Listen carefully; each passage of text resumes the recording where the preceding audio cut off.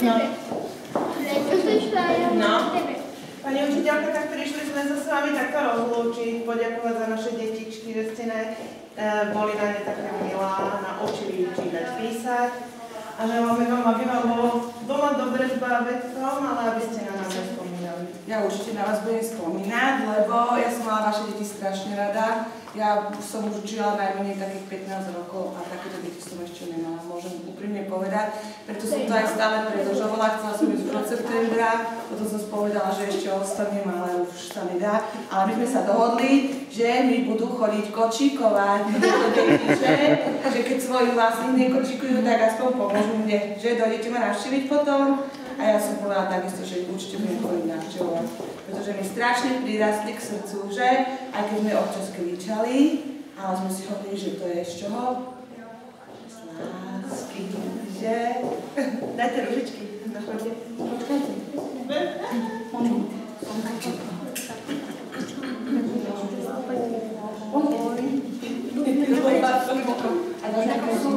Áno, áno, dobre, ďakujem.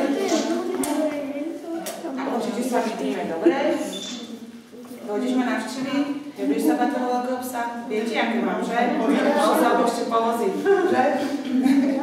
Ďakujem, Samčko. Poď sa šienkám, poď. Ďakujem. Ďakujem. Ďakujem.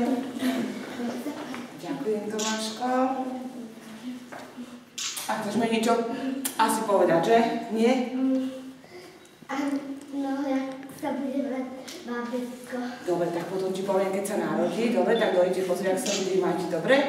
No a Vikinka je šikovná, tak Vikinka potom môže aj nosiť na rukách. Aj pod zátkom, že? No už majú prax.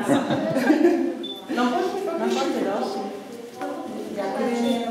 Ďakujem. Pusinku aj pani učiteľke. On je hamblivý, že? To má tak poviem. Ďakujem, Danko.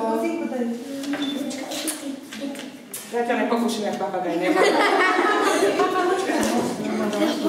Ďakujem, Vikinka, veľmi pekne. Ďakujem.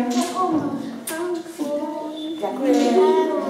Chcem aj vám veľmi pekne poďakovať za všetko, za spoluprácu. Ja viem, že niekedy to nebolo ľahké, ale tak dúfam, že budete na mňa dobre spomínať. Ale určite. Ja na vás určite. A ešte dodatočne dajú na jeden tak. Pani bol pre vás tebe, babetko a... To mi stačí pre vás. Pani učiteľka, tam je spoločnú fotku. Dobre, no, super. Ja zavolám pani učiteľku.